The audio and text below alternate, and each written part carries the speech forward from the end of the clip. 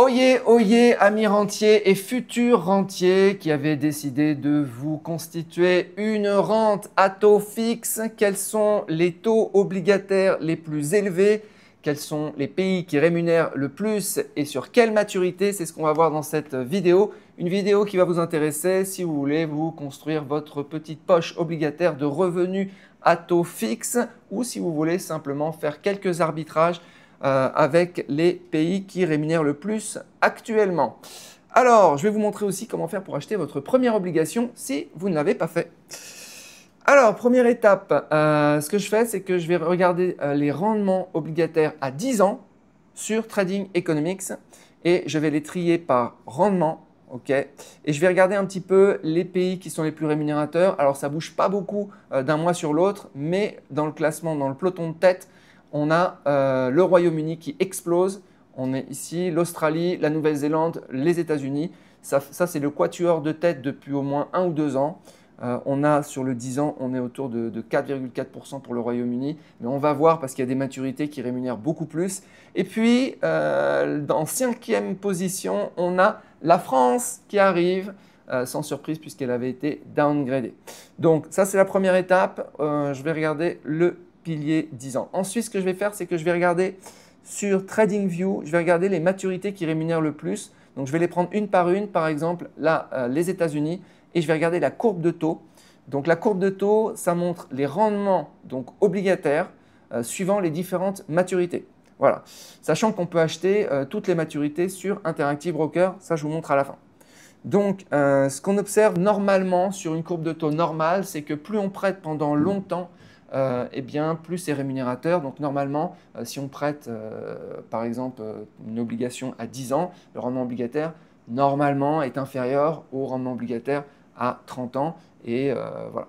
Alors là, on observe une petite inversion, même importante inversion de la courbe de taux. Bah, c'est assez rare. On a les maturités les plus faibles. Là, on a du 1 mois qui dépasse les 4%.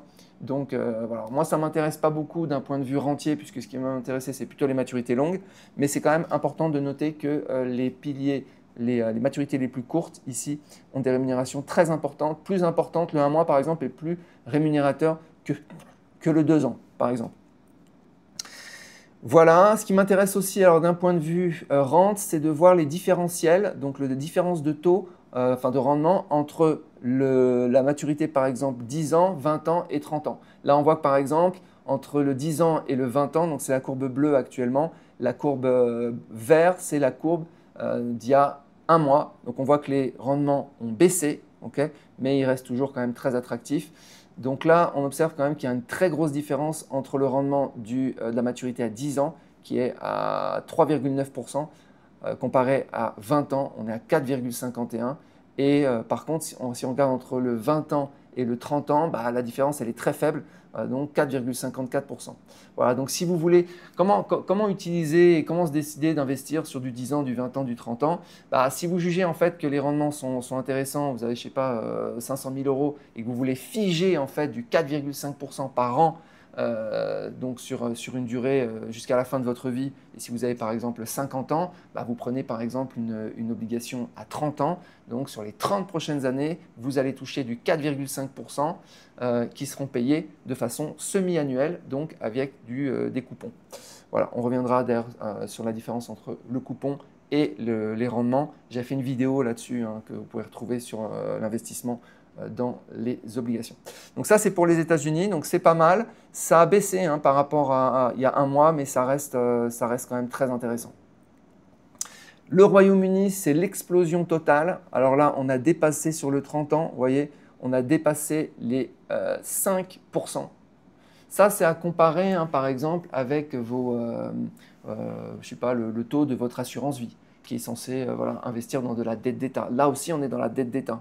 Okay, donc voilà, 5,2%, c'est énorme. Alors bien sûr, ces investissements, quand vous investissez sur de la dette US, eh bien c'est en dollars américains. Quand vous investissez sur de la dette anglaise, c'est de la livre sterling. Donc il y a un risque de change. Okay, vous êtes exposé à un risque de change. Mais tout dépend dans quelle est votre devise de référence, quelle est votre devise non risquée. Est-ce que votre devise non risquée parce que vous vivez en France, c'est l'euro, ou bien si vous vivez ailleurs, comme moi par exemple en Thaïlande, ma devise entre guillemets non risquée, pour le temps que je vis en Thaïlande, je ne sais pas combien de temps ça va durer, c'est le Thai baht. Voilà, donc avoir des investissements en euros, en dollars ou en livres sterling, pour moi, je vois plutôt ça comme une diversification de devises plutôt que dans oulala, j'ai pris des risques. Donc ça, c'est le rendement le plus élevé. On est au-delà de 5%, 5,2. Le mois dernier, c'était 5,5% sur 30 ans. C'est juste énorme. L'Australie, qui avait un rating qui était triple A, donc c'est les meilleurs ratings, hein, c'est meilleur que toutes les sociétés du monde. Voilà, c'est des États, et en plus, c'est des États qui sont super bien notés. Donc voilà la courbe de taux. Si on regarde aujourd'hui, donc les taux qui ont un peu baissé par rapport au mois dernier. Le mois dernier, c'était explosif, hein, on était à 5%. Là, on est à 4,8%, donc ça reste quand même du triple A à 4,8% sur 30 ans. Sur 20 ans, on est à 4,7%. Et la Nouvelle-Zélande, enfin, on va aller regarder les deux piliers 20 ans et 30 ans. On a une belle inversion de la courbe de taux aussi, c'est assez impressionnant. Ça montre des incertitudes, ça montre potentiellement les taux directeurs vont baisser, ça montre qu'il y a peut-être une récession, il faudrait analyser. Mettez en commentaire si vous savez pourquoi il y a cette inversion de la courbe de taux. On a quand même le pilier 1 mois qui était à 5%. Alors là, il a vachement baissé. Donc ouais, là on est revenu, donc là on est en bleu, on est revenu sur une courbe de taux assez normale, mais vraiment il y a un an, c'était impressionnant. C'était à 4,9 sur le 1 mois. Là depuis c'est beaucoup plus clean. Courbe bleue, c'est la courbe d'aujourd'hui. Donc presque 4,9% aujourd'hui sur le 30 ans, donc c'est énorme. Donc évidemment, si vous construisez un portefeuille obligataire, vous n'êtes pas obligé d'investir que dans la dette US. Vous pouvez prendre un mix de différentes dettes, c'est aussi possible. Si vous voulez d'ailleurs de l'aide pour construire votre poche obligataire ou votre portefeuille ou faire une revue de votre patrimoine, vous avez déjà les coachings que je fais. Objectiffolio, qui est un outil qui vous permet de mettre tous vos investissements et d'avoir le rafraîchissement en temps réel. Et voilà, vous retrouverez tout ça en description. On continue. Je vous montrer maintenant comment investir parce que ce n'est pas avec tous les brokers qu'on peut le faire. On ne peut pas le faire. On ne peut pas investir sur de la dette US avec, je sais pas, avec du Boursobank, avec du Fortuneo, avec la plupart des brokers. De plus en plus de brokers permettent de le faire, mais voilà, ce n'est pas quand même tous les brokers qui permettent de le faire. Moi, je le fais avec Interactive Broker. Je n'ai pas de lien d'affiliation avec Interactive Broker, ni avec les autres d'ailleurs. Donc voilà, bond, obligation. Donc ce que vous faites, c'est que vous allez dans US Treasuries. Voilà. Et puis vous allez chercher. Alors vous pouvez mettre les maturités parce que vous les connaissez, mais sinon vous pouvez mettre par exemple un minimum de rendement de 4,5%. Et vous pouvez mettre, et ce point est important d'un point de vue rentier, c'est de se dire combien je veux toucher par mois. Enfin par mois, combien je veux toucher par an. Parce qu'il y a des dettes qui ont été émises il y a longtemps et qui ont peut-être des taux qui sont assez petits. Donc là, si vous voulez toucher convenablement au moins du 4,5% par an en semi-annuel, vous mettez un coupon à 4,5. Okay. Si vous ne comprenez pas la différence entre rendement et coupon, allez voir, j'avais fait des vidéos, je mettrai peut-être un lien en description pour que vous compreniez cette partie-là, c'est très important. Il n'y a pas grand-chose à comprendre sur les obligations, mais ça, c'est un point très important. Okay. Donc là, on est uniquement sur les US et vous tapez View Results et vous allez accéder, eh bien, s'il en trouve, vous allez accéder en fait aux différentes obligations. Comment ça se lit? Là, ça se lit simplement.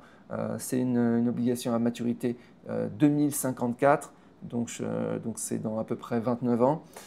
Son coupon est de 4,5% payé en semi-annuel, donc payé tous les 6 mois. Et le rendement est ici de 4,5%, ce qui est cohérent avec ce qu'on avait vu sur la courbe de taux précédemment. Donc on a du 4,5, etc. Voilà. Donc voilà, on est bon. Si vous voulez acheter de la dette australienne, c'est le même principe. De la dette du Royaume-Uni, c'est le même principe. J'ai trouvé aussi sur Interactive Broker. Si vous voulez, par exemple, mais par contre, la Nouvelle-Zélande, je n'ai pas trouvé. Voilà. Si on regarde maintenant la France, j'ai oublié la France. La France, c'est pas mal, hein. Mais la France, elle est dans une situation catastrophique. Bon, c'est pas la seule, hein. Le Royaume-Uni est aussi dans une situation catastrophique. Mais c'est vrai que la France, ne brille pas par sa dette publique. Alors, on est là, on est à 30 ans, on est à 4,20.